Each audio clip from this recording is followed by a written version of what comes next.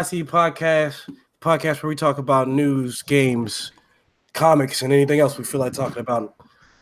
And it's been a long time since we recorded anything. Since what, like May 2018, something like that. I think that was the last time we recorded anything.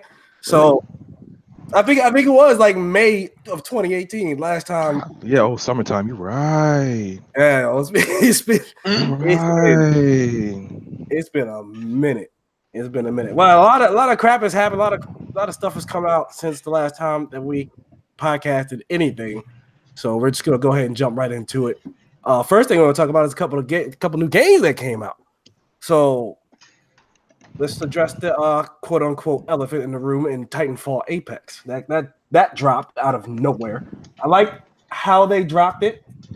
It just came out of nowhere. You just look and hey guys, look, Titanfall Apex is out. No, it's not Titanfall 3 or anything like that. It's our new battle royale. It's free. Play it now. You know it doesn't have Titanfall in its name, right? Yeah. It's Apex Legends. I should say. You don't even have to say. It's in the Titanfall world. I know, but whatever. Yeah. So it's so far because it's kind of like Blackout. It kind of reminds me of like that kind of feel because I felt like if Blackout was free, I would dig that. But then Apex Legends dropped and like the adult battle royale to play. I don't know. Play Fortnite too. Yo, that wave's dead, bruh. That wave's dying. Even ninjas playing Apex more. Yeah, everybody. Wait, did we even introduce the panel? We didn't even introduce the panel. I was going to say that, but I was like, introduce a podcast. Hold up. Let me introduce the panel before we go any further. First, we got my man Brandon, aka Bilbo Swaggins. Then we got my man Wiggins, aka Wigglesworth III. Hey. Then we got my man Levi Strauss, aka Elijah. Swiggity. And then we got myself, Eric, aka King Phoenix. So back to Apex Legends. So like, how do y'all enjoying the game? It's dope. I can't aim for shit. It's dope. Yo, I thought you messed with your sensitivity. I did, but that doesn't mean I can aim any better. I can. Now I think it's just at this point. Oh boy. Who y'all play as? I play as Bloodhound. He kind of like makes up for my lack of skill with his, Big Shield guy. I don't know his name. Starts with a G, I think. Walker? Gilbert Trader. Something like that. Woo! Yes, I'm on. I don't have a main character. I just kind of play wherever I feel like. Yeah, I play with him and then I play with the Wraith girl. Yeah, they all seem rather balanced if you ask me. Like it don't matter who you play. If you're trash, you're trash. If you're good, you're good. Don't matter who playing. Although I did encounter the gas dude for the first time earlier, and it was dumb annoying.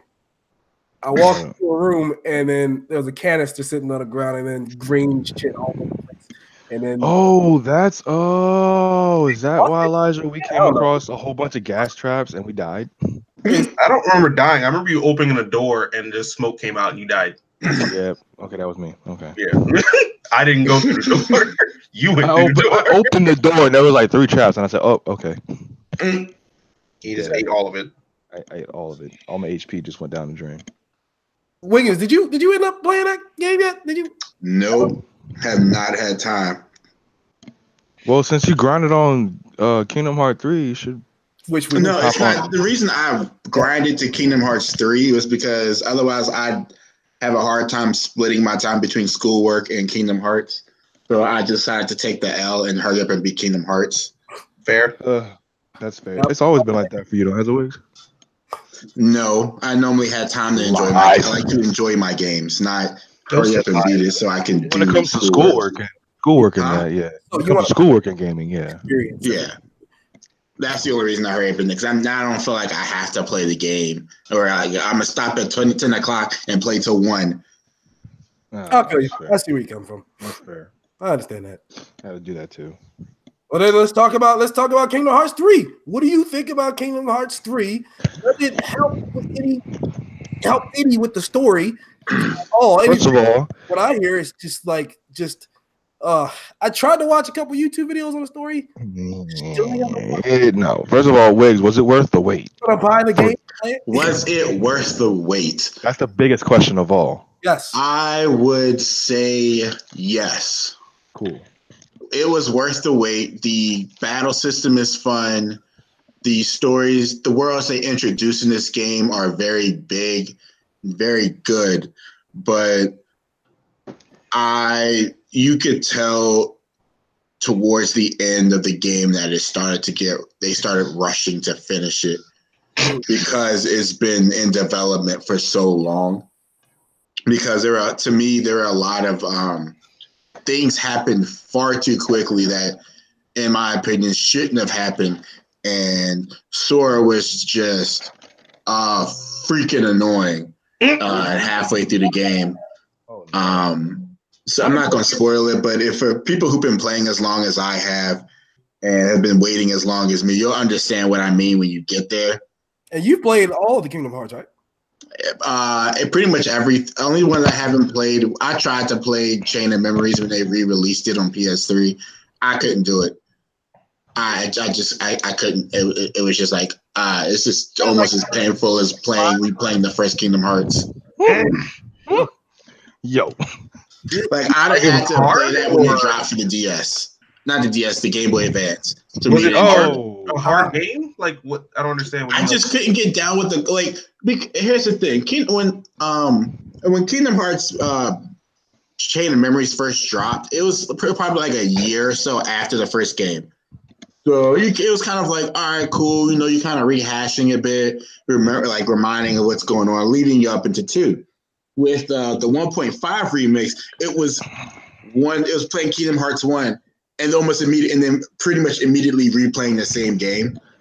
Sure. And with a card system. And I was just like, I'm not doing this. So then what's up with like Kingdom Hearts 2.8 or 1.8? Like, what is all that about? 2.8 is Dream Drop Distance and the story and like an Aqua story. So while because I was talking to Warren about which games he should play and which ones he can kind of skip because he's wanted to hurry up and get to 3.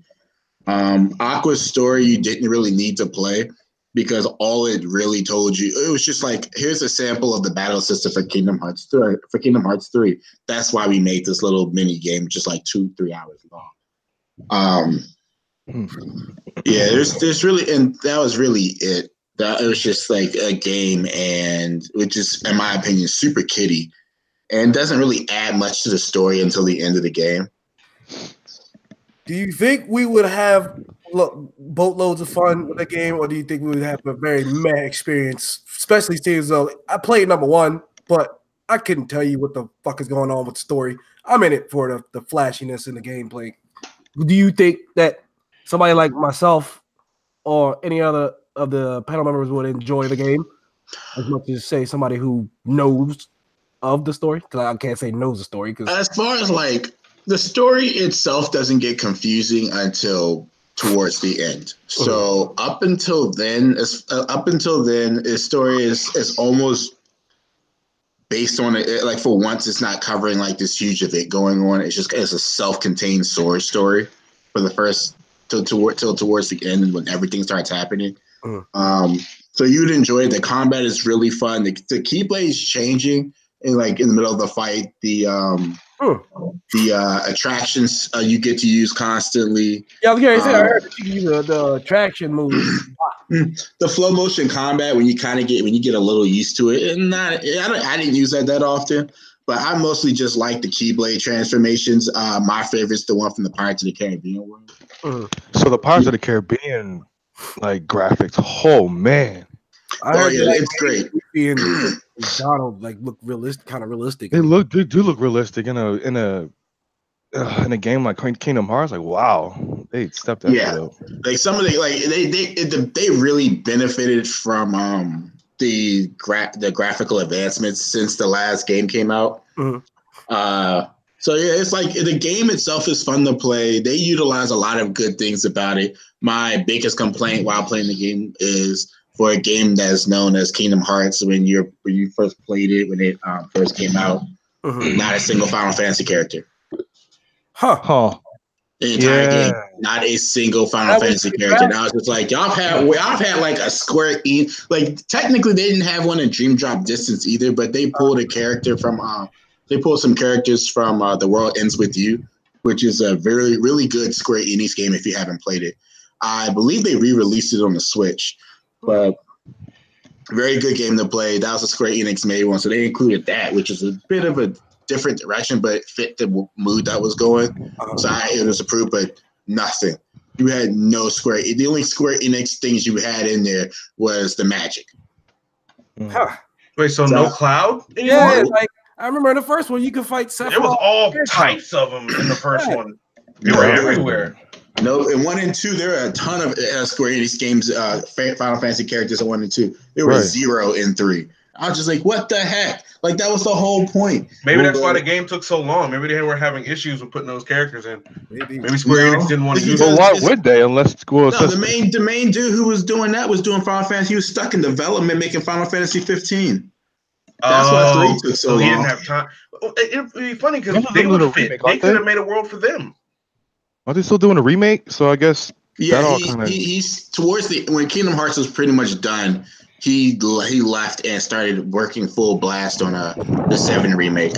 Yeah, I kind of figured that. That's probably why you don't see any shout-outs or anything from Final Fantasy characters.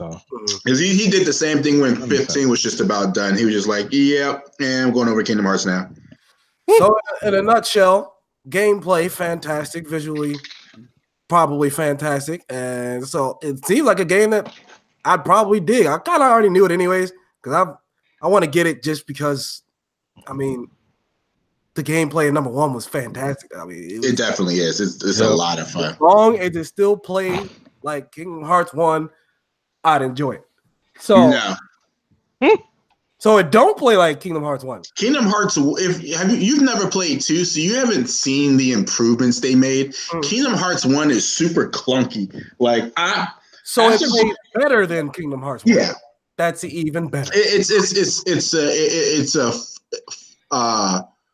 flowless. The combat flows so much better. Kingdom Hearts 1, everything is clunky. It requires a lot more skill, but it also made it really boring having to go back and replay it. And they really fixed that in 2, and then they made it even better in 3. It sounds like a game I'm gonna have to buy. So all right, so let's get on with Crackdown 3. Probably the most disrespected game on this little list that I got here. Now, have you played the first one and the second one, right? I have. Yeah, I played the first one. I played both. They're just free for all, like shit fest, basically. I tried Wrecking Ball or Wrecking Zone and the campaign earlier today. I haven't played it enough to be like, oh, I really dig this game, or oh, this game's not for me. But for what I played, it just seems like it's a very middle of the road game. They hyped it up, like with the destructible environments, every single thing. Terry Crews. Yeah, they should have pulled Apex Legends and not said Jack until it was out. They should have did that. Honestly, they hyped that up mad. Like the past couple E3s, they were piping that. Yeah, I think that's why they couldn't just be quiet about it. Sometimes it's better to be quiet because if they ain't said Jack and then this game came out, people would just be like, oh, it's okay, it's not bad. They hyped it up to the max, and then they had Terry Crews hype it up even more. Like I don't know. On that one. There was some funk with I think it was IGN or something like that. People were doing it when they were playing it. It was just acting like the game was just complete utter garbage. They didn't even want to. IGN's becoming complete utter garbage. What are they talking about? Their reviews and stuff have been terrible. Garbage. Even their gameplay, they're really bad. Garbage. I think they also were the ones that had the muff up on the Resident RE2 review. Yeah, fuck them niggas, yo. Yeah, them niggas on that disrespecting my game, yo. Out of here. There's 2 missions in RE2. Oh, that's another game I gotta bring up real quick. Since I'm already done talking about Crackdown 3. That was quick. So moving on. So who played the RE2 I haven't touched it. That is out, right? I'm not. I tried it. I haven't bought it yet because I'm too much of a bitch to play it. I'm with Elijah. I'll play it. I just wanted to. Well, I was talking to Elijah about it because I wanted to get it, but I'd rather get Anthem first and then play Ari because I already played the original one heavily, like for hours, like at a time. And yeah, but they switched up a lot since then, though. Like I've watched people play the demo, and it's not the same game. It's really not. They added a lot more depth to the police station as a whole. So that's why I'm pretty anxious to still play it because how they introduced the liquor and Mr. X, bro, like that still is hilarious. Like I'm definitely down. Yeah, those Mr. X videos are hilarious. X gonna give it to you, bro. That one, yo. The bizarre adventure ending. Yo. Oh yeah, I saw that one.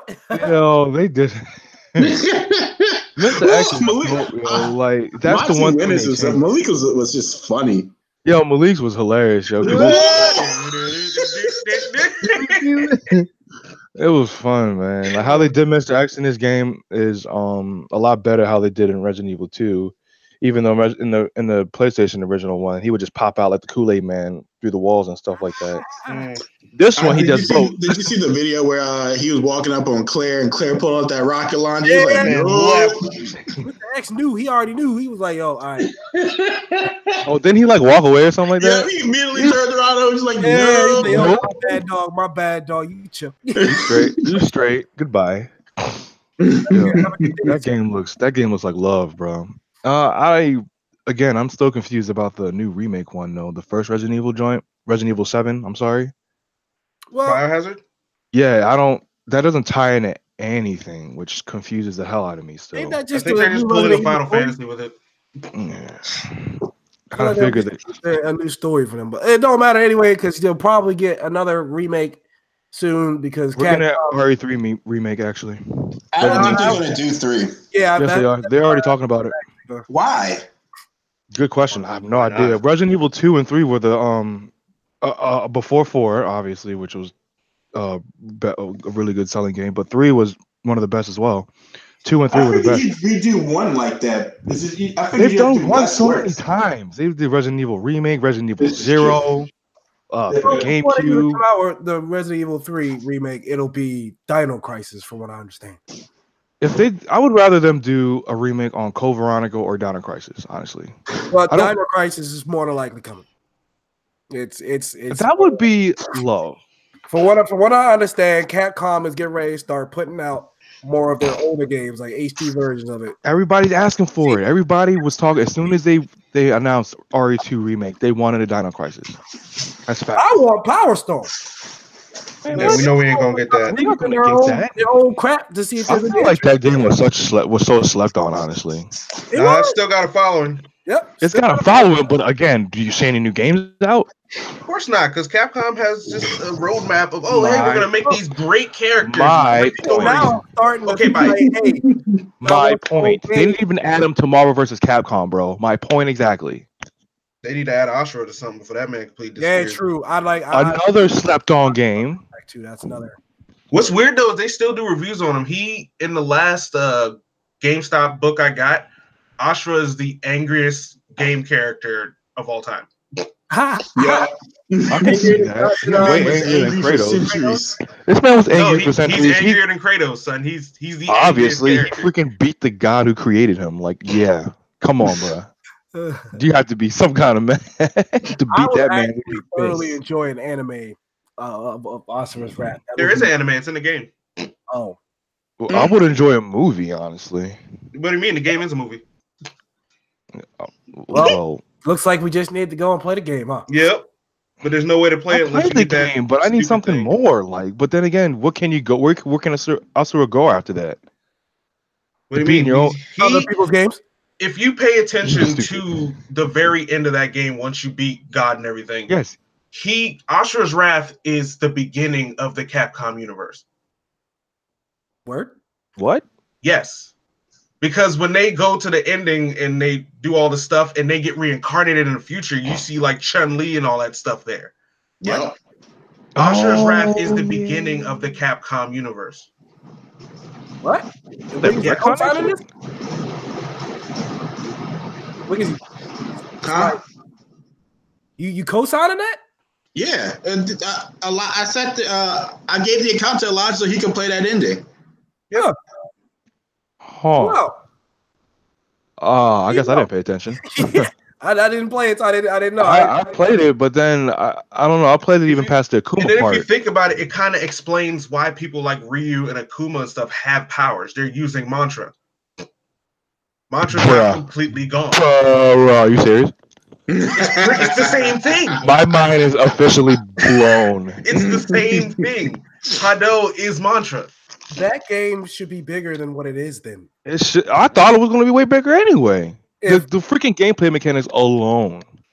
Like, come on. Asura's Wrath is the beginning of the Capcom universe, then I feel like it didn't get the justice it deserved. Here's what sucks, though, is that they literally made that game only playable on the Xbox and PlayStation 3. Like, you can't play it on the PlayStation 4 or the Xbox One at all. Like, there's no way. Like, I think if I go to somewhere and I see it, like for Xbox 360 or PlayStation, I'm just going to grab it just to have it. Just buy it. So I can never forget that this game was here. Yeah, And that game is amazing.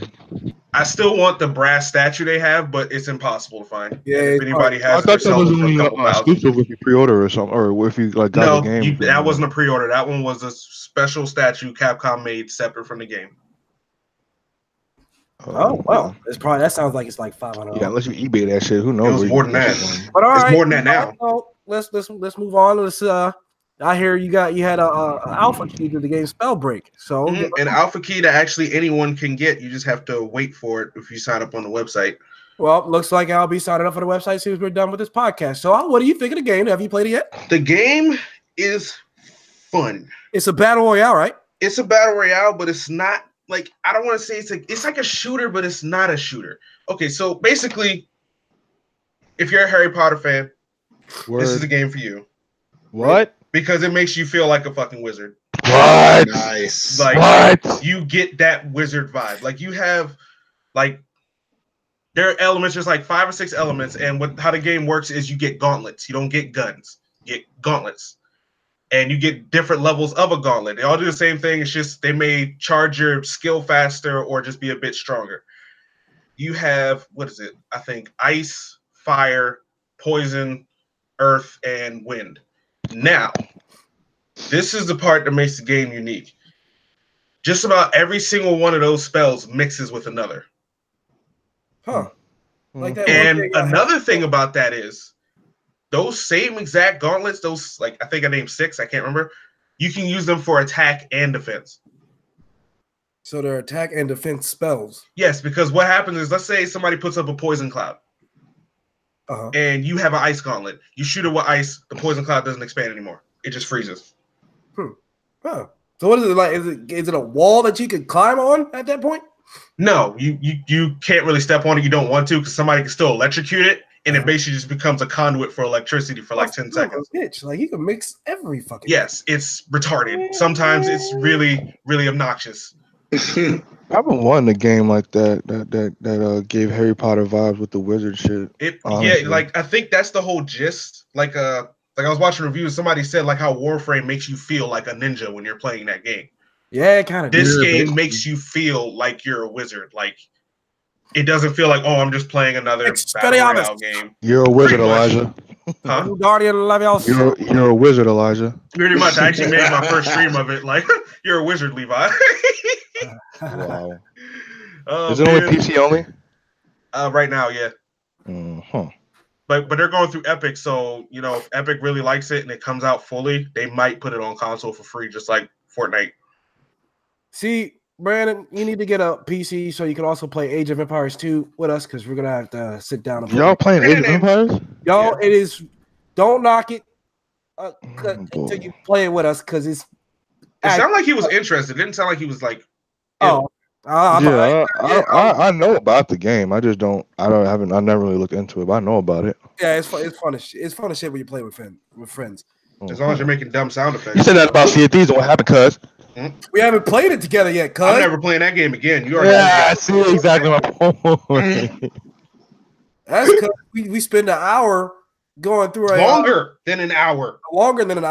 Bro. A pirate skull fort, and then somebody came and stole our stuff to them. Yo, I can't rock with that, yo. Nope. Working hard with the squad just to get robbed and start all over. And now we got Apex Legends, so we can just move on. Okay, cool. I'm never playing that game again. Like that game, I deleted it literally that. Let's go get some treasure. 2 minutes later, we're robbed. Yeah, like nah, that hurt. All that work for nothing. Nothing, yo. I hate grinding for nothing, bro. I can't do it, yo. I hate that. That's the worst, bro. It's like playing a game for 100 hours and somebody comes and deletes it. Yeah, it's just, no.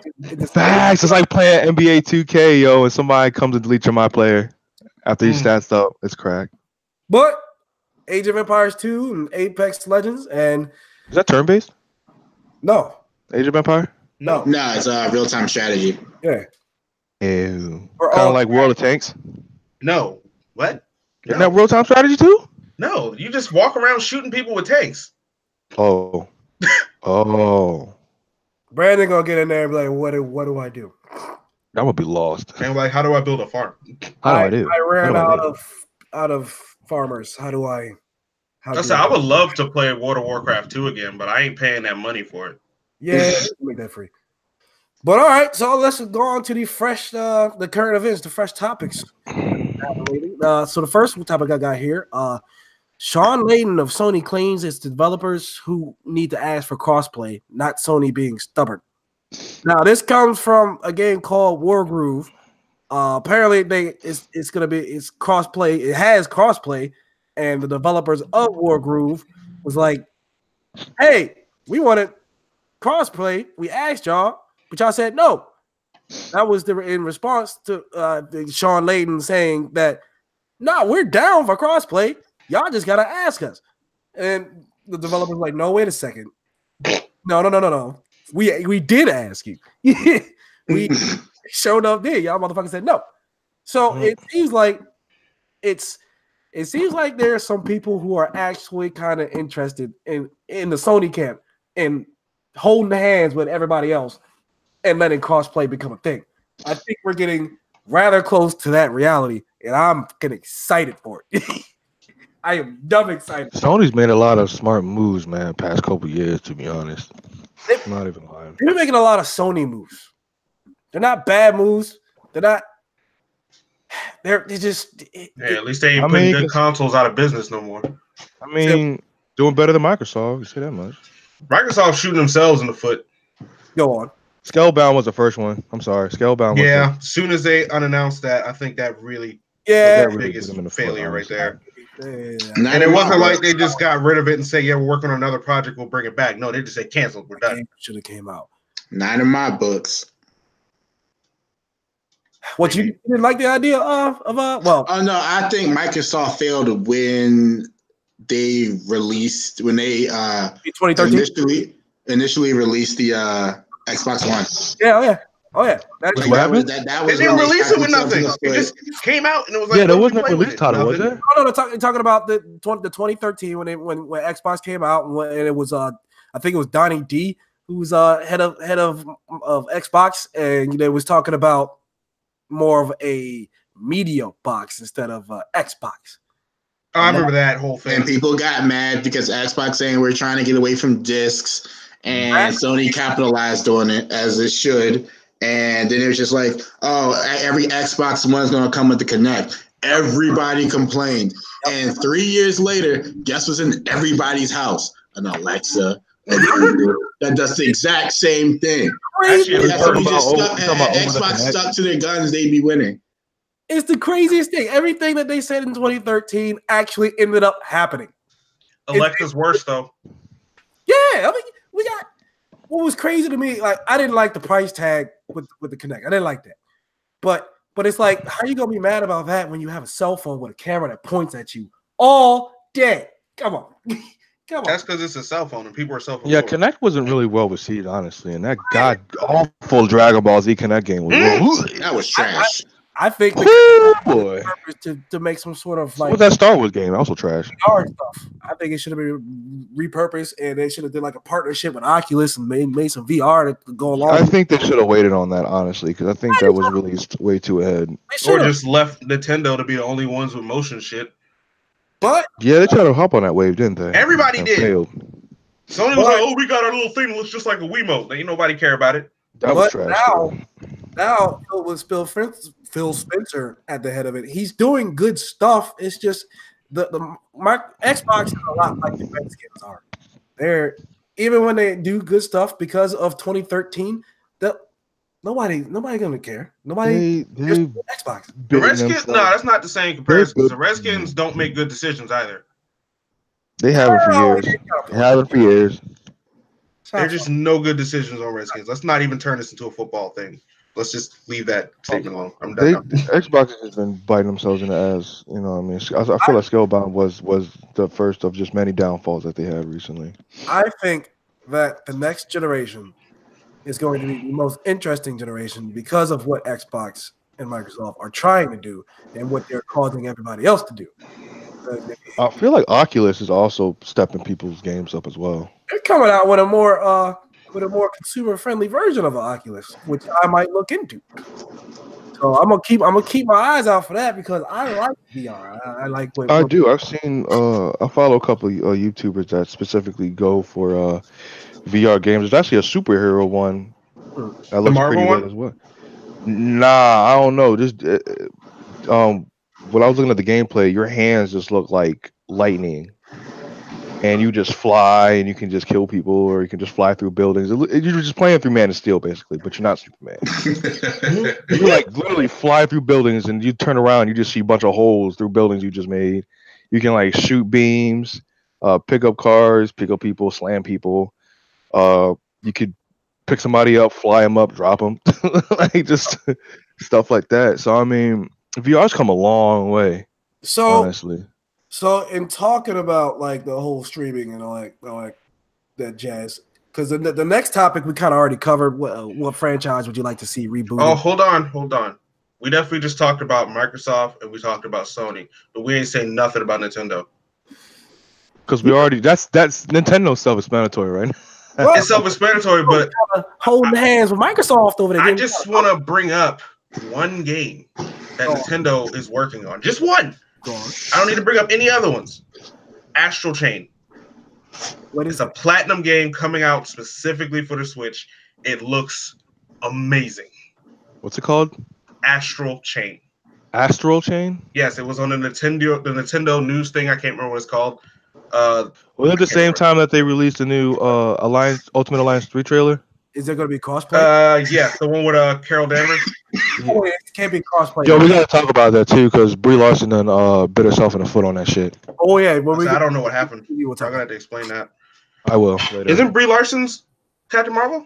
Yeah, yo. So she basically like. Hold on. Let's save that. Okay. Hold on, comics and stuff. Right now, we're gonna move on to how long do you think it will take for game streaming to become the new standard?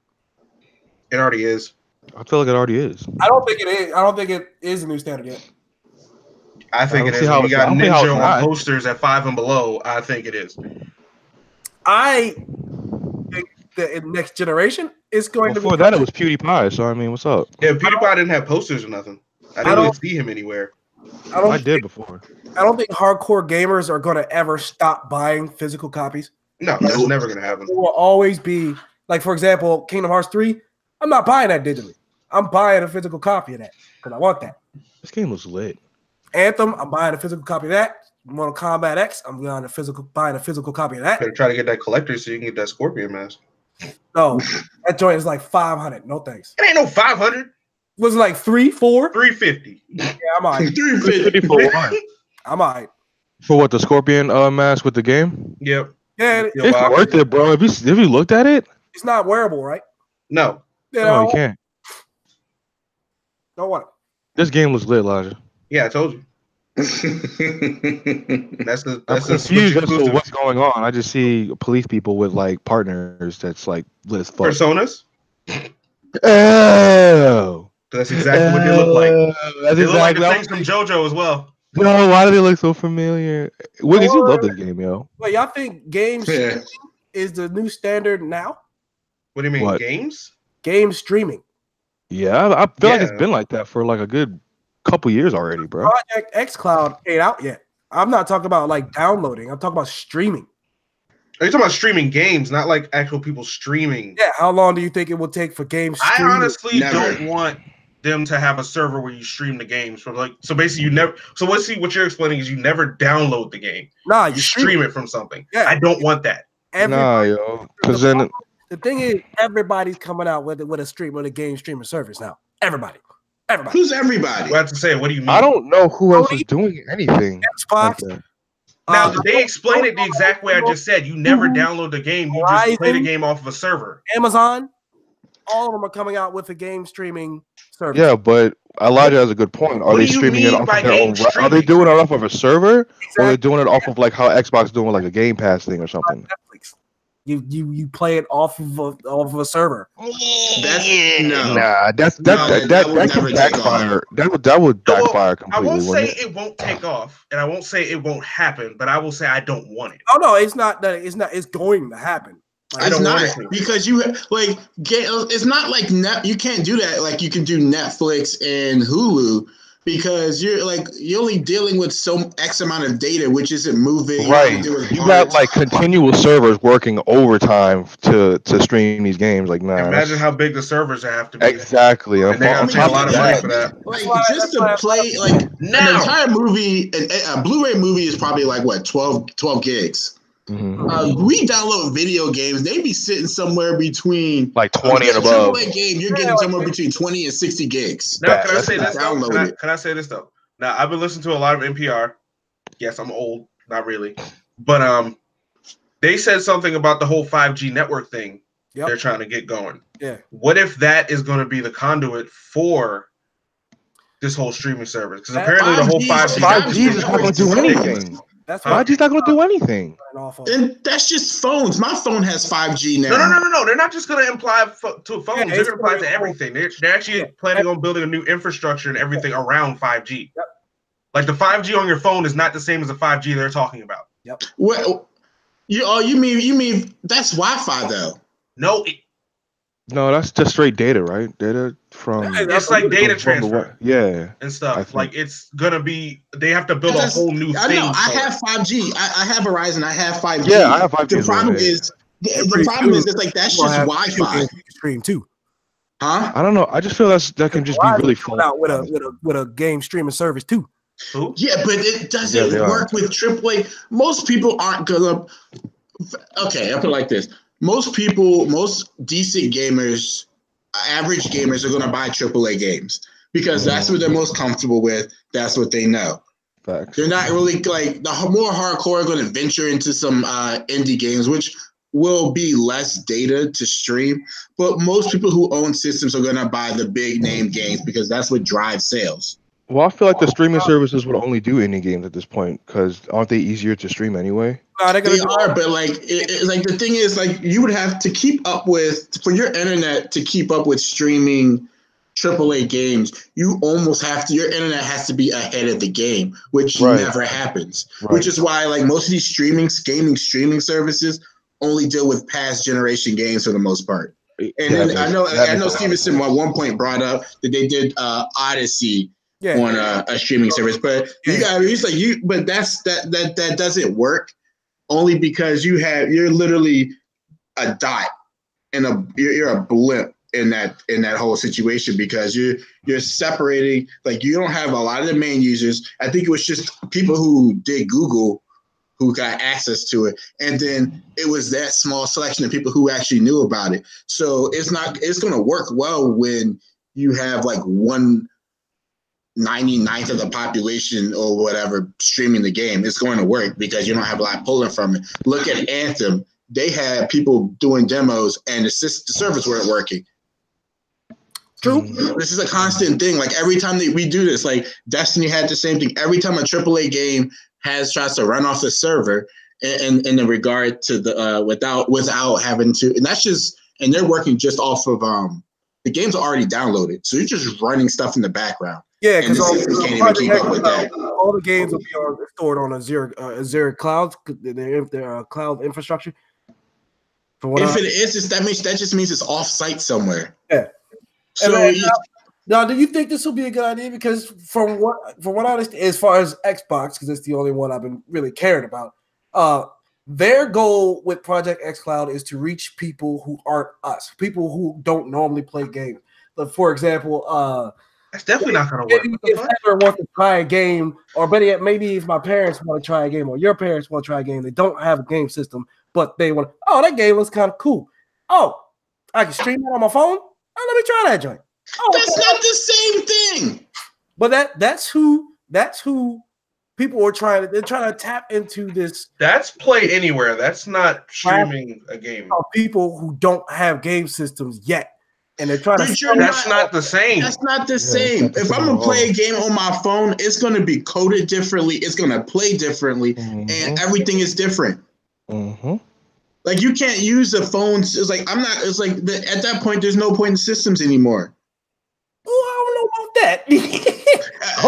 then you're going to. You can't do that. That's why if you want to test the game out for free, they have demos. They've always had demos. You download it. It's like 12 gig. Actually, Apex beta demo was 25 freaking gigs.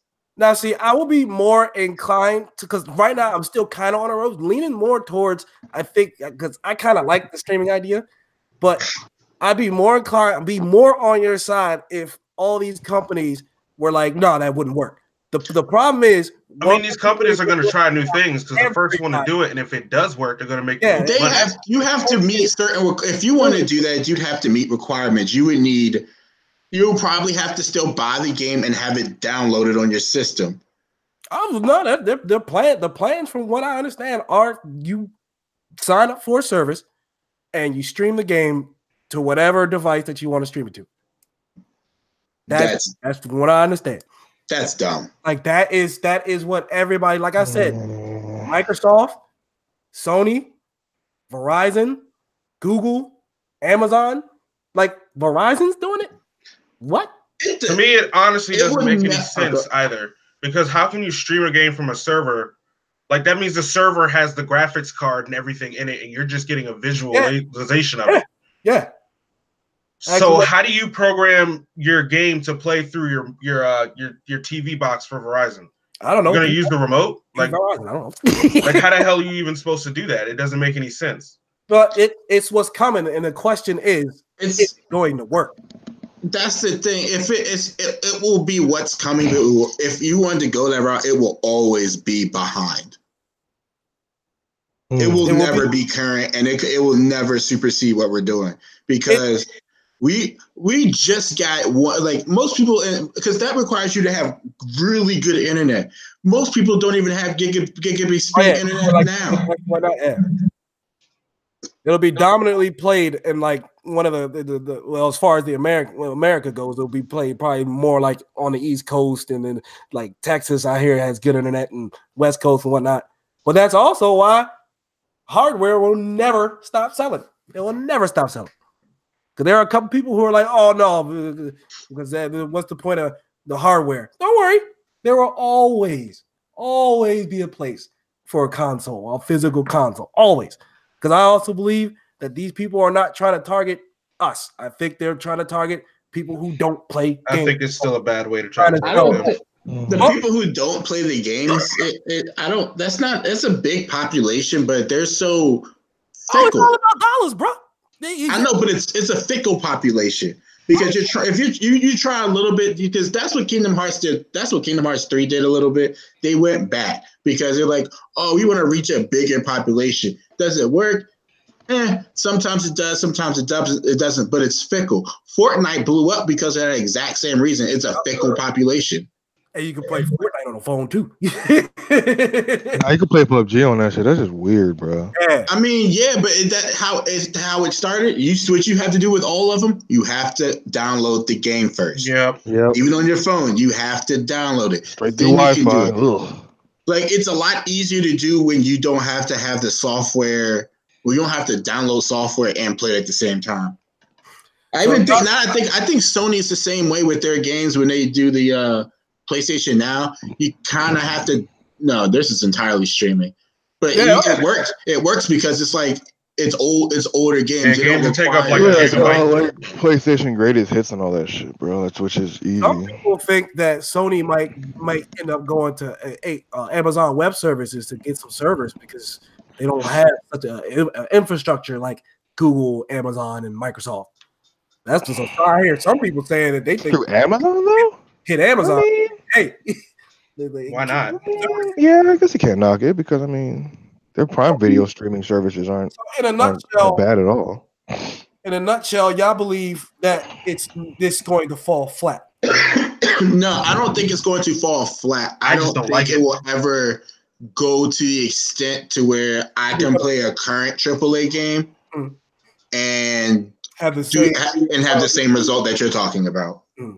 Because the only reason I don't think that is because of the amount, like a new AAA game is going to require much more information to be sent and received than the game that came out last generation.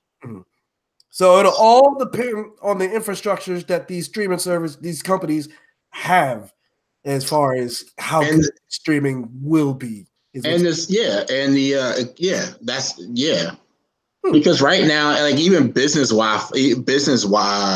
class stuff isn't. Well, you can't like a business class. While a business class, if a structure is better suited for a crap ton of information being sent to receive, the consumer isn't built that way. Because even if you look at regular cable now, no cable TV goes as high as 720p. Because most consumers don't have a 1080p TV. Yeah, they're still trying to catch up. Streaming the game at 480p and shit. Huh? Might be streaming games at 480p and shit.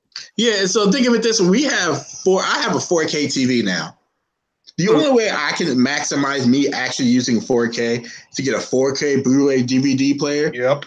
And a 4K DVD.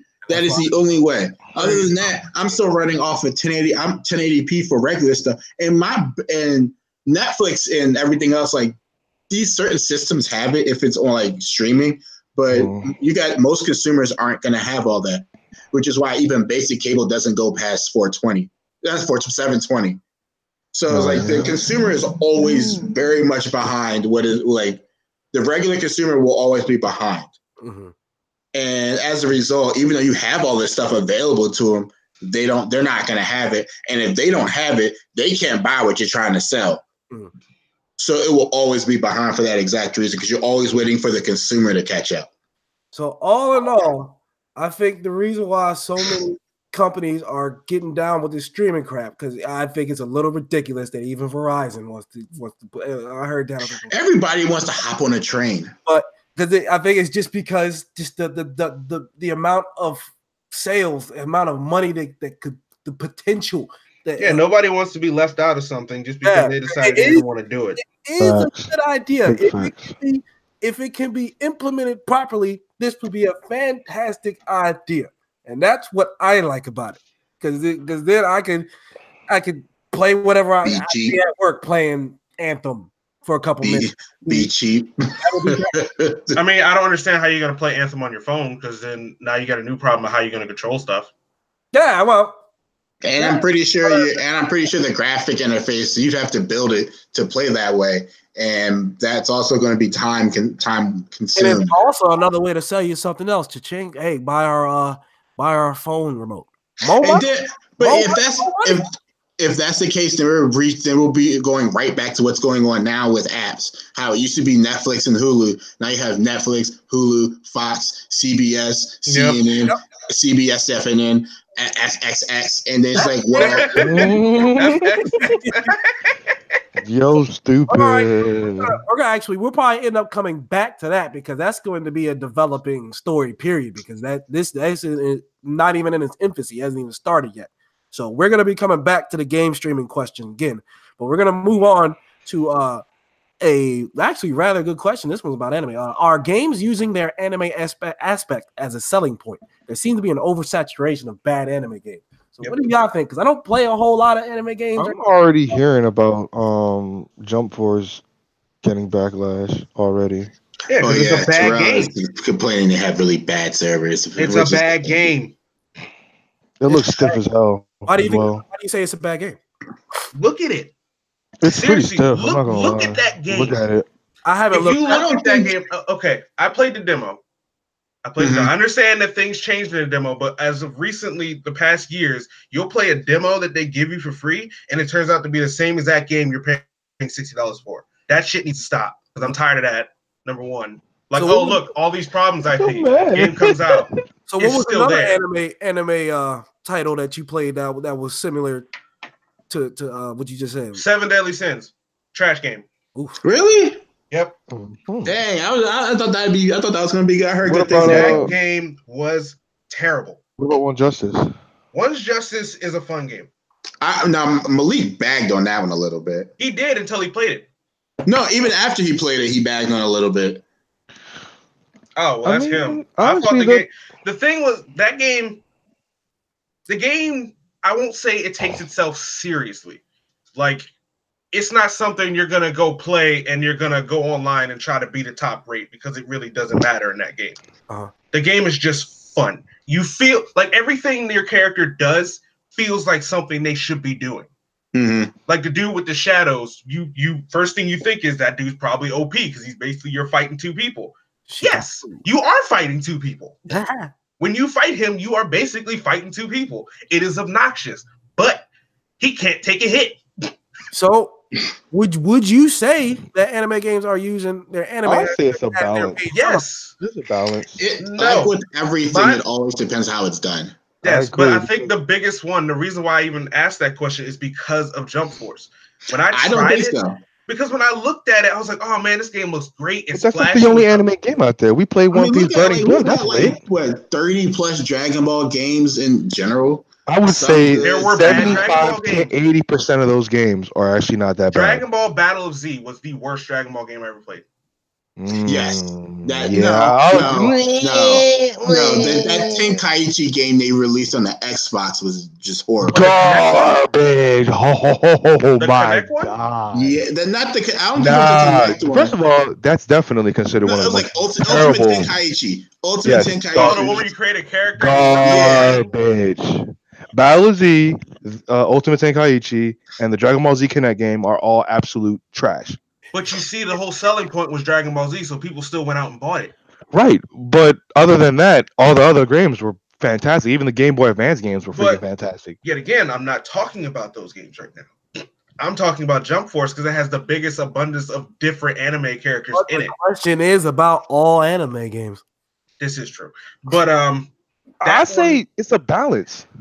For Jump Force or just in general? Just in general, because Jump Force just has a whole clusterfuck of people from all animes. But if you reach out to different anime games that they're from the show that they're being picked from, even One Piece was not bad. Even the Naruto games are even freaking incredible. Yeah, there's been quite a few Naruto games and I don't even fucking like graphics alone are amazing. Like I think there's a balance. There's some that are absolute trash, like what the Dragon Ball Z games are, for example. You're gonna have some with that. The amount you're gonna have some trash. You're gonna have some trash. Absolutely, but I mean, there's a balance. Jump Force just happens to be on the trash train right now, apparently. And this is like I feel like it's just trying to copy Super Smash Brothers. Everybody's trying to get on that train. Oh, the compilation. Yeah, because PlayStation All Stars, which tried to do the same thing, didn't exactly work out. It wasn't bad. It wasn't that bad. It wasn't bad, but it was unbalanced like hell. It was unbalanced because it always seems like a good idea, but nobody can remake Smash. Well, the thing is, Jump Force could have been a great game. They didn't put enough love into it. I don't understand. What was the game before that was just like that? Wasn't that pretty good? J-Star. Wasn't that pretty good? Yeah, I played that with you. That was okay for what it was, and I think that's why I was more okay with it. J-Star was I played it. I kind of enjoyed that one. Yeah, it was okay. It was all right, and it was a big arena like with multiple people fighting at once. So was it the same people that made that? That made Jump Force, or just completely? I don't know actually. Hold on, we found out. Because Jump Force looked like it had a lot of potential, to be honest. It does because it looks it looks great. The game looks great. One problem I noticed is that people have no expressions. Facts. People move funny. The gameplay doesn't. It feels stiff on the controller, but it doesn't look stiff, which is weird. Yeah, I was saying it does look. I was saying at the beginning, it does look Like it looks like it flows great, but when you put it on the controller and play it, it feels so stiff. Chunsoft and published by Bandai Namco. Wait, so Bandai had a whole hand in that, and it's still They published. Damn. Yeah, Bandai published it. That doesn't mean they made it. Yeah, I mean, well, who made it again? Eric? Like Chunsoft. Who? Oh, that's a new group. It's a Japanese. Again, it looks great. I don't know, played it. Yeah, it looks great, but I feel like they really dropped the ball on what that game could have been. I feel like they should have took aspects. I feel like they shouldn't have used that group because if you took, okay, let me say, everybody here's played Burning Blood, right? Yep. When you first play that game, it feels like shit. I'm not gonna lie. That game feels like utter trash when you first play it. But when you take the time to get to know how to play characters and stuff, that game is so much fun. It is, absolutely. That was the one we was playing when a 2-player had the weird camera angle. Yeah, that's yeah.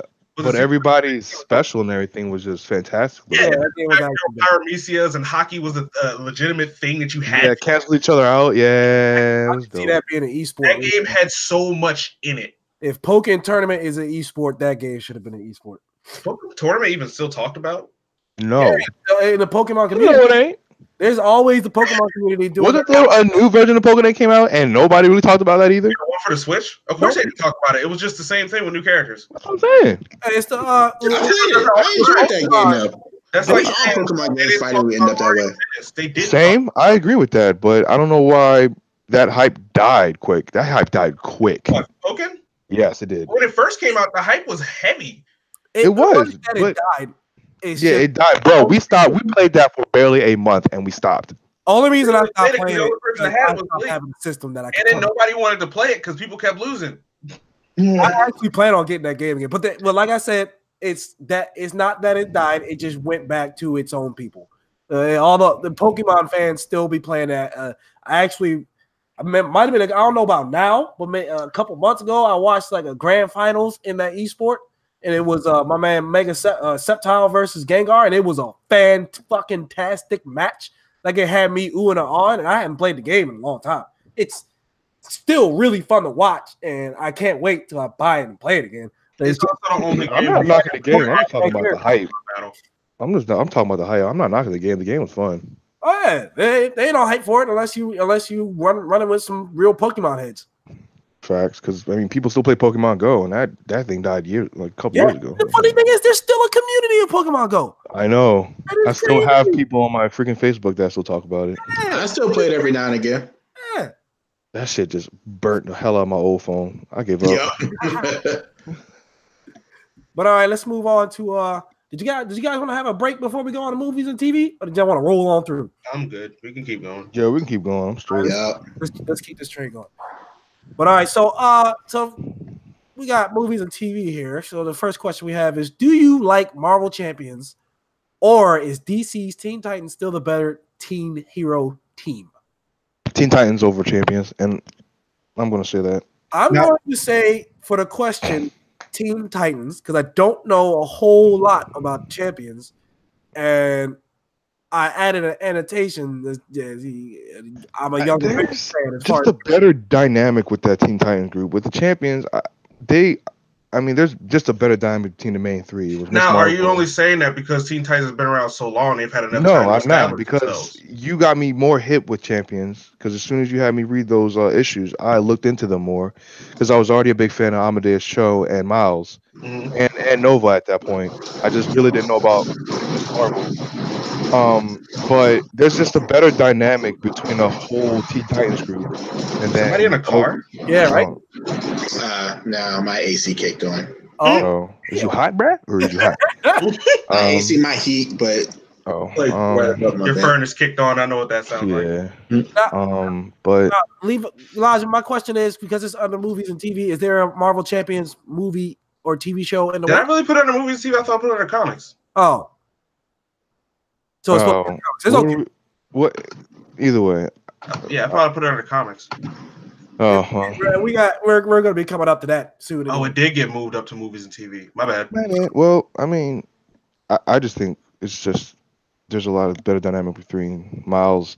What's her name? Kamala. Kamala and Sam. Don't forget about Viv. Well, see, I've read the comics over. Like, it's just really not much. There's more dynamic between her and Vision, between her and the team. Just like with Amadeus. Amadeus has a better dynamic with his sister more than with team. Cyclops is the oddball. Obviously. I think the main problem that I see in Champions is they keep breaking off into comics and then coming back and then not telling you what happened. Exactly. Like there was spoilers. I'm about to say spoilers. There's an issue in Champions where all of a sudden Viv is human. Mm-hmm. And they tell you, in like one of the pages, it says, go back and read this. It's like, why do I need to go back and read this different comic to find out what happened? Huh. Yeah, that's the thing I don't like about what they broke off in the new, because they tried to balance it, because before they had Champions, they were with the new all different Avengers, where Sam Wilson was still Captain America, Jane Foster still was Thor, and all that. And so they were balancing between that Avenger storyline and trying to break off the Champion storyline, and it did not mix well at all. No, they should have left when the Champions became the Champions. They're staying the Champions for a while. Yes. Like, I don't mind people disappearing and coming back, but if they disappear and come back, make them still the same. Yeah, they didn't tie in or didn't make that story consistent at all. They didn't tie it in as well as Marvel usually does. Actually, the follow-up question, because this segues perfectly into one of my more important questions, because we're going to jump straight into comics. So, should I be reading Champions comic? Which arc should I be reading, and what else should There's only one arc. There's only one arc. It's just one straight storyline. Yeah. But the one thing you might have to do to get explanation is it worth my read? Yeah, I would have to show you what.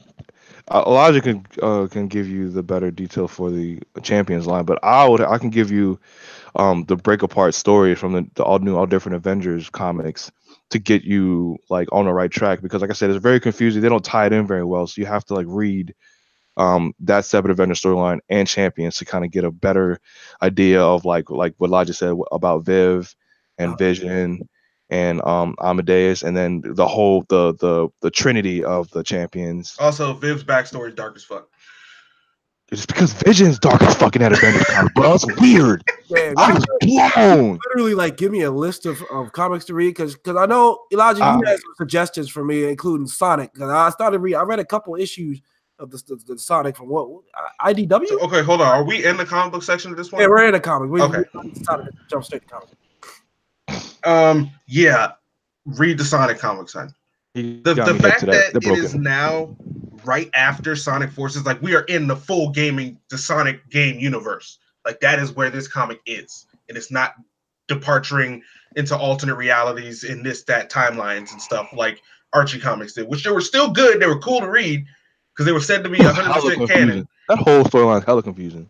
Yeah, just like with that elephant that could literally crush. Yeah, bro, I was so confused. I was like, why is he broken? But back to was it ICM? I think are the ones that made it. And what's funny is the people ICM or IDW. IDW. I said ICM. I always messed it up. IDW is made up of like maybe half of the people that worked on the Sonic Archie comics, which is hilarious. But anybody that's played Sonic Forces, most people don't like it. But if you played through it and you watch the ending, I don't know if I feel like I'm a spoiler because nobody cares about Sonic Forces anyway. But spoil it. Just spoil it. Coming if you don't want to get spoiled. If you're listening to the Sonic, just right now. It's fast forwarded. 5, 4, 3, 2. Okay, spoil it. All right. So what happens at the end is when they defeat Eggman, when he has the Phantom Ruby, that man just disappears. Eggman disappears? Yeah, you don't know where he went. He just. All right. He was just gone, like got sucked into a vortex and disappeared. Now in the pulled a Red Skull? Huh? You pulled a Red Skull, basically? Basically. And in the comics, they start off right after that. Now the problem that's going on is you got the Batniks that don't have a leader, so they're just randomly doing stuff. And they haven't seen Eggman for, I think this is like maybe a couple weeks or a month after it happened. No word, no letters, no conniving, anything, just nothing, just absolute nothing. That man's just gone. Damn. And everybody's assuming, without saying the word, that he's dead. Because there's nothing, there's no signs of him. But I'm not going to spoil a comic. There is another villain that shows up. And it leads into some other stuff that's lit, and it's they're doing it right. I want to say they're doing a Sonic story right. Did we? Everything, huh? Was this what we saw at the comic book store that day? Yes, those are those. Yeah. They're doing it right. Comic shop. They're not. We went to Third Eye Comics. That's how we found the new Sonic comics in the first place. I have to go down. But the fact that they're not going too fast, they're going at a very good speed, and they're making sure you know what's going on. You know what's happening. Like it feels like I'm reading a Marvel comic, but it's Sonic. I know what's happening. I know what's going on. I'm getting excited for what's going to happen next because of how they end it. They're adding in new characters. Finally, ones that aren't copycats. So it's a good read. You can get it on Comixology for like maybe the older ones are like $3 a piece.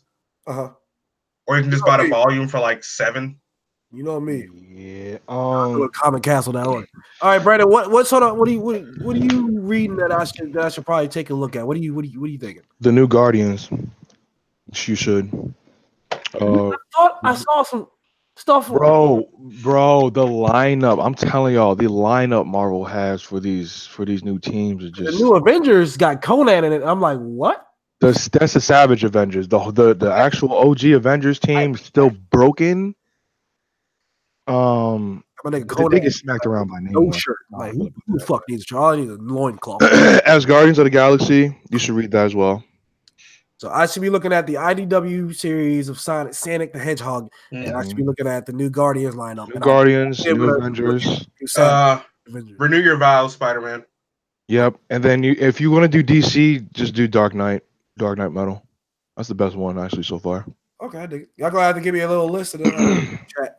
So, but all right, so let's go on to anime because I don't know what I should be looking at as far as anime because I've been so out of it. I've been watching quite a few TV shows that I'm going to go over real quick. Okay, I'm just going to pull up the question I said. Actually.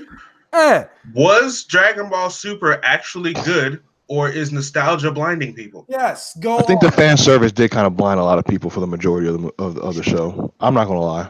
Because I feel like Dragon Ball Super in a whole other than Tournament of Power, it's a fan service garbage. I'll give my opinion on it after y'all go in on this because I kind of come at Dragon Ball Z with normally very fresh eyes because I don't watch a lot of Dragon Ball. Well, my opinion on that whole of Super it was drawn out. Like the first 2 seasons was literally a rehash. I think the Goku Black arc was drawn out way too long. Honestly. I liked how the manga handled that fight different. I didn't. Black.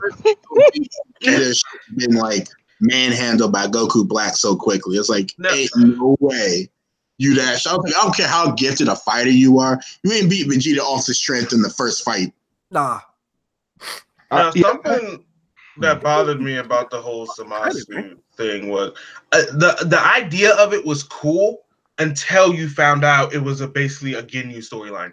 Yeah, it wasn't an evil Goku. It was somebody that took over Goku's body. I thought it was a Goku that landed on Earth, that grew up and still had the savagery of a Saiyan. That's what I thought because I always wanted a what-if story on Goku. And I was like, this is great. I can't wait to watch it. When I found out it was some guy that took his body, I was like, this. What? There's some fucking chunk. None of that did anything. The only thing good that came out of that arc for me was Trunks and his transformation. Then what was that arc going on with that purple thing that was looking like Vegeta? What the hell was that? Garbage, bruh.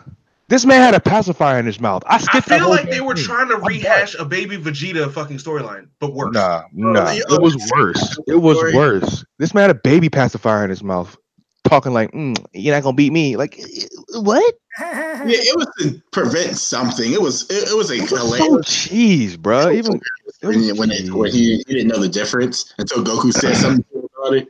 Yeah.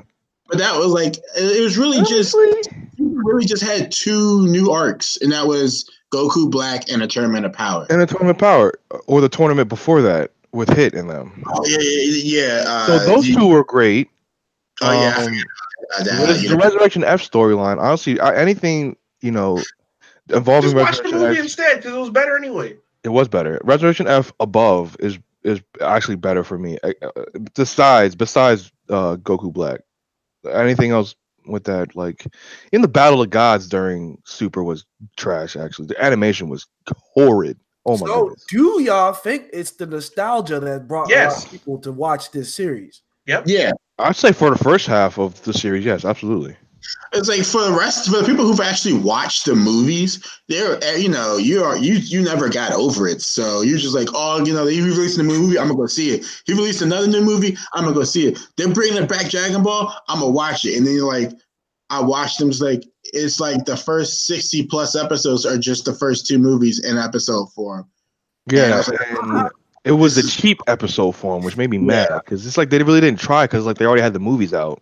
So I was like, that was just like, to me, that's just considered filler when you could have just easily started after the movie. Absolutely, brought new things into easily could have. And that also made the movies not canon. The movies are still canon. They're canon, but like again with this not canon. They're canon, but I don't really know how to follow that exactly. But I want to bring up something else about Dragon Ball Super. Somebody had something on Reddit that was ridiculous. They were trying to say that Kale and Caulifla were not canon. Now, Caulifla? You got it. Kale and no, it's Caulifla. Yeah, I actually looked at her name like 20 times to make sure it's Caulifla. It's why weird. would that even be a thing that they're not canon? Because somebody found out that Akira Toriyama did not make Kale. Akira Toriyama didn't even write anything as for Super. He just supervised. It has his name on it, didn't it? But the thing that's dumb is that people were saying because he didn't make them, they're not canon. That's garbage. I was like, that's the dumbest analysis I've ever heard in my life. They're like literally in the manga. They're canon. Yes, they're in the manga. They're in the anime. They're in the anime. They're in the arc themselves. That whole arc is canon. How do you exclude them from being? I don't know. That's dumb. I don't know what these people were going on about. That's Once dumb. I heard that like Dragon Ball GT was like not canon, I was like, what the fuck is this? Like, why are they all the same character? Made it not canon. And now here's my thing: how can Xenoverse be canon, but fucking GT is not? Wait, Xenoverse is canon? Xenoverse is fucking canon. What? Xeno Goku and Xeno Vegeta are canon, yes. They're fucking canon. But GT's not? The whole Xenoverse game, that whole universe. Yeah, the whole universe, the whole Time Patrol thing is canon, yes. That's why they worked so hard on those games. How does that make any sense? They did work hard on those games, Elijah. And Akira did but how does that make GT? Because Akira didn't have as much of a hand in GT as he did in Xenoverse, bruh. Who cares? Project, especially when you put Super Saiyan 4 in Xenoverse. That's just but you gotta make your fans. That's fan service, bruh. That was straight fan service in Xenoverse. I don't give a flying fuck. Super Saiyan 4 will always, forever, be better than Super Saiyan God. Do not care. But like, while everybody will agree that Super Saiyan 4 is probably one of the best transformations they have. Yep. Toriyama was done. The manga ended, and that was it. He had no hand in GT. Nope, not one, not really. They made that whole thing up just to appease more people. What I find weird is just because the main person who made it doesn't have a part of it instantly makes it not canon. Yes. Wow, that's like saying Stan Lee. Like, what? Come on, bro. If you made artwork, you made an entire series, you're done with it. Somebody else pretty much makes fan service to continue it. Would you consider that part of your universe? If I like it, yeah. Well, Akira didn't like it that much, apparently. Because to me, that would be like saying that Black Suit Spidey's not canon because Todd McFarlane drew Black Suit Spidey, even though that's Stan Lee put him in probably the biggest Marvel event, almost one of the biggest Marvel events to date, Secret Wars. So that's kind of. But it's crazy to me that just because somebody else made something that you didn't make, but Stan Lee liked the idea. Stan Lee and Jack Kirby liked the idea of Black Spider-Man. That's why they put him in Secret Wars. And y'all just said that the homie didn't like Dragon Ball GT. No, not as much. Like if you had to for something to become canon in your universe, you have to approve it first. Yeah, that's why I'm kind of changing because I didn't know that he didn't fucking like Dragon Ball GT. I wouldn't say he didn't like it. Like he was flattered by the idea. because GT took off. It did take off, but it just wasn't Akira's baby. You know what I mean? Oh, so he was just mad because he wasn't getting the credit. He wasn't really mad, but he was flattered. He liked it. He just didn't like it enough to make it canon. He didn't lock it. He even likes Team 4-Star to a point. I'm sorry, to a point. To a point. And their work. Yeah, their work is so funny. Yeah. It's hilarious. But he liked GT. He just didn't like it enough to make it canon. Now, do y'all think Super was overall? What do y'all think? Was it actually great? Was the nostalgia right to bring you back to this? The only thing great about it was Tournament of Power. Let's just be real. So I need to watch Tournament of Power. I'm just gonna be real. Tournament of Power and some of the tournament before that, prior to the Destroyer tournament, was the best part, honestly, to me. Like as far as like the characters, you see even more growth from Vegeta as a character. Yep. You see more stupidity from Goku. Good God Almighty. You realize how a lot of things Goku really is. He's a complete dunce. Like he is so single-mindedly focused on fighting. I'm trying to be the strongest there is. That he puts so many other things at risks and doesn't really care. He still makes me so mad. I'm not gonna lie, he got some balls of humongous steel, man, for going up against the god of everything and chilling and giving high fives and shit like nobody cares. He's so carefree. Fucking dummy. This dude had not one single F in the world. I'll give Goku that. Like countless times how Goku's a bad dad. He's just like, he's like, Vegeta wouldn't go to the Tournament of Power because his child's about to be born. He's like, I'm not about to catch that work from. I love that. I love that. Vegeta had an amazing character arc. Mm-hmm. I'm not gonna lie. He for him being like hated by Akira, he had one of the best, if not the best, character development arc. He hated Vegeta. Yeah, but he did not like it. Absolutely. Absolutely. That's why Vegeta always kept getting dogged in all the movies, bro. What are you talking about? Yeah, that's fucking dumb. And then, and even in the Broly movie, they mentioned you see even more growth there. They're like, when Whis asked Goku, "Why do you want to be stronger?" He's like, "Because I fought so many strong people." And then Vegeta's just like, "Because you brought back Frieza." That was dumb. I got something to say about GT real quick. Go on. Akira Toriyama said in an interview that it is basically a side story.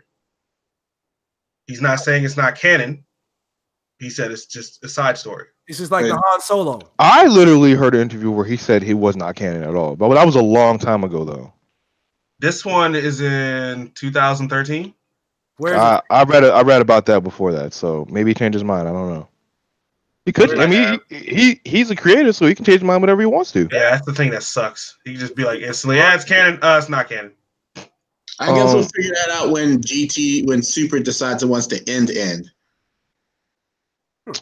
I mean, since they introduced Broly, I don't think that's going to end anytime soon, honestly. Especially after that movie and how much money that shit made. Nah. I'm gonna buy that on DVD. Fuck right, yo. But all right, let's move on to the final topic: movies and TV. So, actually, let's at the very top we got some trailers. So, did anybody see the trailer to Scary Stories to Tell in the Dark? No. They're making that a movie. Oh boy, kids, like I did. Bro, it's just like Goosebumps. They're making it. Oh. Yo, it was like Scary Stories in the Dark with borderline adult books with the pictures. It was moms were trying to get those books out of libraries for a long time. But they were trying to do that to Goosebumps too. What you mean? Yeah, but I understand. I kind of looking back at those books, I somewhat understand why. Goosebumps ran that line too. Come on, Eric. But is it Animorphs is like borderline almost there? But at the same time, it's like no, it's still a kid's book. It's just a kid's horror book. To me, there's nothing wrong with it. But regardless, there's a trailer from my man Guillermo del Toro, directing Scary Stories to Tell in the Dark. Okay. And if you look at the trailer and you look at the pictures in the book, they're almost 1-to-1. He didn't even really have to work very hard. And it's fucking creepy, and I love it. And I'm going to see that bitch, and y'all need to watch that trailer because that movie's gonna be fucking dope. I just found something cool. Speaking of dope, let's move on to the Hobbs and Shaw trailer because Fast and Furious. I think it'll be decent. They are now creating a Fast and Furious universe, and they now are. To me, they are. They took it a little too far with Idris Elba becoming a superhuman. Nah, fuck that. It's perfect. I mean, I'm not saying it's bad. I just think it's a little too far because I was just confused where we went from. Man, they took it too far. Like Skyline. Yeah, they did though. Fast forward, they took it too far. Yeah, when Vin Diesel literally flew out the car and catch Michelle Rodriguez and landed in another car across the highway, I was like, well, okay. It's too far. That was too far. I'm gonna watch it, bro, because Rock got a couple of his wrestling buddies to go in there too. So I'm gonna watch that. Everybody's gonna watch that. Also, since we're talking about trailers, before I get into the Brie Larson thing, have you guys watched the trailer for Brightburn? No. Brightburn? Y'all, you guys need to. This is a James Gunn directed movie, and it's basically an evil Superman kid movie. Yep. Yes. Yep. I'll see that. I'll be seeing. Y'all haven't seen Wiggs, Elijah, you haven't seen the Brightburn trailer? No. It's a little too much. It's made by Sony, but look up Brightburn. It's kid Superman evil. Yes, and it looks amazing. Yeah, it's tight. It's really tight. Also, Elijah, you might notice a marking in that movie that looks similar to an anime that we watched, or that I don't know if you still watch. Yes. Do you know? But you watch Berserk, right, Elijah? No, I've never seen the whole thing. Does anybody watch Berserk here? It is. First time I seen it, it's almost garbage. I was like, "What the fuck am I?" Yeah, there's like a symbol in there, Eric, that represents that's similar to one of the symbols in Berserk. Actually, it's almost identical. Is Guts wearing it? I don't remember. Or is this boy that raped his bitch the one that's wearing it? I think it's somebody associated with Guts. Someone is. It's like a group of them though. Y'all should. Well, depends on how, because that the Berserk movies, the ones on Netflix that I watch, they're fucked up. They're fucked up. They're terrible. Pete Brightburn, Wiggins, and Elijah. I'm gonna talk about that Brie Larson thing. Yes. Brie Larson made a comment. I think it was at a press conference somewhere across the seas, and she basically kind of made the SAWs mad because she was like, I want to make this movie, but I don't want the majority of the white privileged males to something. I was like, wow. She bit herself in the ass on that. Like, I don't want just the privileged white males to put in their 2 cents. I want everybody, to come see this, not just the privileged white males that like superheroes and blah blah blah blah. I was like, wow. That is a risky comment. It is. It risky, is and she made a lot of people mad. I'm glad. That's a movie ruining comment. That is a movie ruining comment. There's so many comments on Facebook, YouTube, IG that were like, all right. That's the problem. That shouldn't stop that movie from being as successful as it fucking should be. Like, being that she technically is right, though. She just saying that she wants. See, the way people took it, especially the SAWs, is that it was a racist comment. But how I took it and how I comprehended it is that she just wants other people of different races or backgrounds to embrace it more than just, the quote unquote. I think she's saying she doesn't want a Black Panther.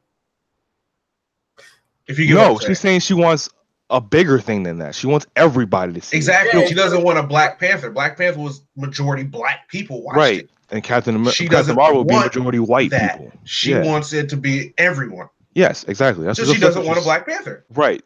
But the way she worded it, people took that way out of context and blew it up. Actually, I'm okay with that because if anybody says anything about Black people, it gets blown up too. Yeah. Anything about anything because if you're gonna do it about Black people, Indian people, whatever, then when it happens to white people, it should happen too. Yeah, then white people shouldn't be safe in this. Exactly. No. So no, I'm fine with it. If people are angry, I never said it was a bad thing. Like she ain't gonna stop me from seeing the motherfucker. Yeah, that's the whole thing. I'm still gonna go see the movie. I'm gonna go see it regardless. Like I feel like it might. I feel like it could be a better movie than Wonder Woman. Honestly, I'm gonna say that. I feel like I feel like Wonder Woman. No, let me tell you something. Wonder Woman just didn't do it for me, bro. I like Wonder Woman, the whole movie, but it just Wonder Woman was fantastic, fucking fantastic. Yeah, I give it a 7 out of 10. I think Captain Marvel is a really good, really strong case against the Wonder Woman movie as far as female-led movies. Yes, I feel that way. That's why I feel like it'll be better. Plus, I could honestly see her taking over the Avengers. That's the point. That's what Kevin Feige wants to happen. Yeah. But I'm not gonna like Captain Marvel if she's the only one that can beat Thanos. Because that's not the case in any comic. It should definitely be. She helps out a lot, but it definitely should be. Yeah, she should help out a lot. Like I would mind if her and Thor tag team, Thor and a whole tag team on Thanos, but Captain Marvel solo and Thanos, no. Nah, that would be kind of no. I just feel like they're gonna do that because you know what I mean. They need a strong female lead to lead the Avengers since the OGs are probably going to die or leave or both. From what I understand, I feel like Captain America's not going to die. He's just going to retire. He's dying, bro. That's just facts. To be honest, I'm expecting him to die, but I need to do some further research. But I heard that he might come back a little bit here and there. I would hope so. I heard about that about Tony Stark and Robert Downey. I haven't even heard anything about like Scarlett or Jeremy Renner doing anything about Black Widow or Hawkeye after this movie. Like nothing. You don't know anything. A Black Widow movie? At one point, that was green lighted, but we haven't heard anything about a script or nothing yet. There are way more female. I don't want a Black Widow movie. I don't care about a Black Widow. So many more. I really honestly don't. There's really no point. Give me a She-Hulk movie. I would love to see She-Hulk. That would be tight. I don't think she's coming anytime soon. No, probably not, but I would love to see it. I wouldn't even see a movie. I think she would be good on one of the Disney streaming service as a show. I would agree with that. Yeah. Because we already know that shows about superhero lawyers work. I mean, look at Daredevil. Look at oh my god, the fact that they canceled that show. That's sad. Yeah, for now. Yeah, he wants to come back as Daredevil. Actually, everybody wants to come back. Kingpin wants to come back. So he has to make a power play. I mean, Kingpin would definitely be a great villain for Spider-Man, but then again, that just would not mix in the movies, honestly, for me. I think if they tried hard enough, that they could make all these the R-rated stuff characters fit into the PG-13. Bro, I don't know, bro. That's like watering them down. You know what I mean? But as long as to me, if I can see my rated R Deadpool in a movie with making fun of I don't know, Captain America or something like that. That's fucking tight. Let me see Deadpool interact with the Avengers real quick, in a PG-13 way. I want that. Everybody's waiting for that. I'm sure it's all waiting for that. Just with the Venom one, you should have I'm in the minority. I didn't mind the Venom movie. I thought it was fine. But actually, that got a lot more slack than what it should have got. Rated R. And it just PG-13 him when he's on screen with Spider-Man. Call it a day. I'd be fine with that. I want to see Spider-Man and Venom. When he's in his own movie, R. When he's in Spider-Man, Spider-Verse. Of Spider-Man, how do you guys feel about Mysterio being a villain of Far From Home? It's gonna be fucking tight. Jake Gyllenhaal, sexy ass. Whoa. Gay. I'm sorry, I got a man crush on Jake Gyllenhaal. You got a man crush on a lot of people. I'm starting to question you now. Him and Jason Momoa too. Yeah, I got a man crush on Jason Momoa. I'm not gonna lie, and The Rock. But those two, that's about it. Yeah. That's normal for guys to have man crushes on The Rock, though. Yeah, that's pretty. I don't. Like hair, Elijah. Oh, is that how you feel? No. So we're going to go ahead and move on to the final topic of the day, and that's going to be, so what shows you guys been watching? Because I've been watching quite a few. I watching any new TV shows lately? Any Netflix shows, series, anything like that? I'm actually getting into The Office. Oh God, you're going back. And for some odd reason, I'm mad at myself and beating myself up that I have not watched this show earlier. I haven't either. I can't stand The Office. I think it's gonna make just a lot of people mad if they actually listen to this. I to watch Parks and Rec. Not as funny. Parks and Rec was hilarious. I don't care. I like The Office for what it is, but I've actually been watching that and Friends back to back, honestly, because I've been on my white people show. I love white people. White sitcoms. But I've been trying to catch up on anime as well. Blue Exorcist and that Clover show that Eric got me hip with. Yeah. That got me hip. Other than that, I've seen so much for Attack on Titan. I just don't really care to watch it right now. Nah. I'm sorry. I don't know why. The second season, I think, or whatever the case was, it confused the hell out of me, and I just stopped watching. Okay. I was completely lost. You got Mob Psycho 100 season 2. So what you been watching? Wicked over there? Nothing. I've been slacking. No, he's flying. He's flying, talking to us. I'm sorry. Elijah, you been watching anything? Any TV shows? I'm trying to keep up with Mob Psycho. Pornhub? Oh, all right. What'd you say? He's been watching Pornhub specials. I mean, you're not wrong. But I look at Brazzers for that stuff. But Brazzers. Is it Brazzers? How did you disrespect them, bro? They come in clutch. Especially Valentine's Day. They come in clutch. What you mean? What the fuck is a clutch? Clutch. Oh, clutch. Okay, I was sitting there like, what? Okay. This guy. Whatever. Mob Psycho 100 season 2. I'm trying to keep up with it. I finally finished Steven Universe. So the season 2 of Mob Psycho, is that the anime? I am very vaguely familiar with Mob Psycho. I know the art style is lit. Yeah, animation style is, but what's it about? It's basically about this kid who has these stupid psychic powers, but he wants to be a regular kid. And he ends up meeting this guy who is a fake psychic that solves psychic problems and uses him. And he's the one that kind of tells him, you shouldn't use your powers on people in order to make friends and this, that, and the fourth. Also because he's trying to basically abuse him, but at the same time, he's right. Yep. You shouldn't do that. And this kid is weak at everything. He even joined a bodybuilding club and he's trash at it, but he keeps doing it because he wants to basically be regular. He wants to be normal. Yeah, and the crazy thing is he's a very likable character. He's a weird dude, but he's super likable. Yep. And low-key dumb strong. Yes. Steven Universe finally ended. Was it sad? Did you watch the 4-episode special? I heard that thing. Bro, I have not. I told you I have not been on the Steven Universe train. Son. But I heard Hargrove got me hip to that too as well. Man. I heard it gets really emotional. It does.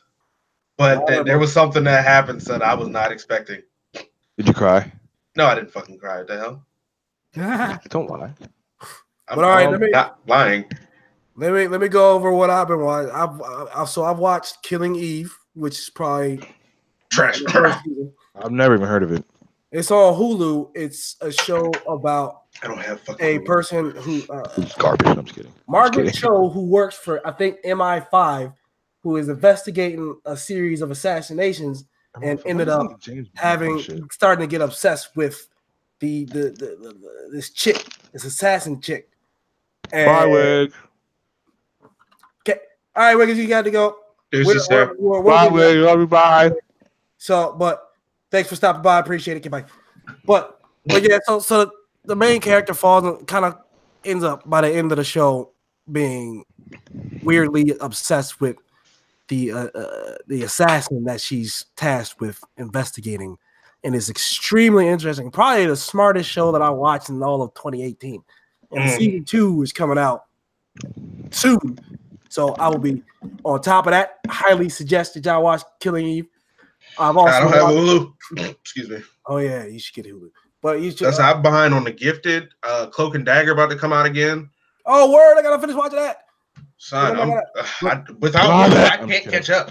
But don't forget Deadly Class and Umbrella Academy. Deadly Class is essentially Hogwarts for assassins. I keep hearing about Umbrella Academy. I don't know what's about. It's pretty much. I keep thinking that it's like Resident Evil because Umbrella. That's the same thing I said. Umbrella Academy. No. Umbrella Academy. It's not really a spoiler because the best way to explain the show is by explaining the first scene to me. Russian chick gives birth to 7 kids who all have superpowers, and this is immaculate conception because she jumped into a pool. Before she jumped into a pool, mind you, she's like, I don't know, I want to say 15, 16. She was not pregnant, flat belly, everything, fine. She was spitting game to some dude before she jumped into the pool, but that's besides the point. Jumps into the pool gets filled up with blood. Turns out she's got a big belly, and next thing you know, 5 minutes later, she gives birth to 7 kids. Billionaire, eccentric dude comes through, buys these 7 kids, find out they all have superpowers, and the show is based on these kids later on in life, 17, or I think they're in their 30s or something. They're all adults, and the apocalypse is about to go down. That's the show, Deadly Class. Fantastic. And what, they got to fight, be heroes? They got to figure out how to stop the apocalypse. Right, but they have superpowers. Yeah, are they dope superpowers or are they cheeseball superpowers? It's they're actually pretty dope. One dude is like, you know what I'm talking about. One chick, she can control people with her voice. One dude could teleport through time and space. Like, I feel like they specifically that's pretty broken. Made it clear that he can teleport through time and space. He can solo everybody like that. Like that. What the hell? Who transformed to some weird octopus monster, probably a Cthulhu type monster. The Kraken? He transforms and has a bunch of tentacles. You don't really get to see exactly. Or he looks like what Davy Jones from Pirates of the Caribbean. And then there's one regular chick played by Ellen Page, and there's another guy from Last of Us. Like a supernatural power, can speak to the dead and whatnot. So are they a team? Yeah, they went their separate ways as they got older because drama ensues when you get older. I think I might have to watch this. It's it's really good. You can watch all of it on Netflix. Oh, Netflix? Oh, all right. Right now. You know what I'm talking about? Cheeseball powers, Elijah, like those cheeseball quirks in freaking My Hero. Or you mean the guy in Marvel that literally his power is he can take off his arm? Yeah, or you gotta fill some space, man. That's what that is. You can squirt water out your hands like a little water gun. That's power. Like us a quirk. Leave him alone. Squirt. Super soaker hands ass motherfucker. Yo. So, but all right. So if that's all y'all been watching, that probably wraps up the show. I'm trying to think. There's something else I've been watching. Any closing thoughts? Anybody got any closing thoughts? I just can't wait for Avengers Endgame. We've all grew up 10 years plus with these movies, and I just can't wait to see it end and see where it goes from there. Honestly, price drop for Marvel films that are in 4K. I can't wait to go through the whole collection again with my daughters. Facts, bro. You better buy them before they become rare. It's good. Yeah, I got the whole collection. Oh God, I bought them. Me and my dad bought them individually as they kept getting released. So I ran out because I kept not having money when stuff came out. I still don't have Black Panther. I ain't got a lot. That one got sold out so fast. It's back in Best Buy and stuff. I couldn't find Venom yesterday. I was getting pissed. I don't understand why that movie gets backlash. Because people didn't get exactly what they want. You know how fickle people are. But all right, let's get down. Let's get down with plugs. So anybody doing anything that you want any listeners to know about? My IG handle, Instagrams. Yep. _Blasian_1. Go ahead and make sure y'all go ahead and drop him a follow or two. Pretty please. Okay. All right, and so we got Elijah. What you got? Where else? I got Leviathan Strauss at Instagram. I don't know what the fuck that thing is. And then there's also Exogia Studios where I make designs for t-shirts. It's not a label yet. Right now I'm basically just doing mostly fan art and just random shit. But the label stuff, give that about probably the middle of the year. Yep. I feel you. You can also find me on Instagram at King Phoenix, Twitter at King Phoenix, IGN on Xbox, Lord Phoenix, Phoenix spelled PHYNIXX.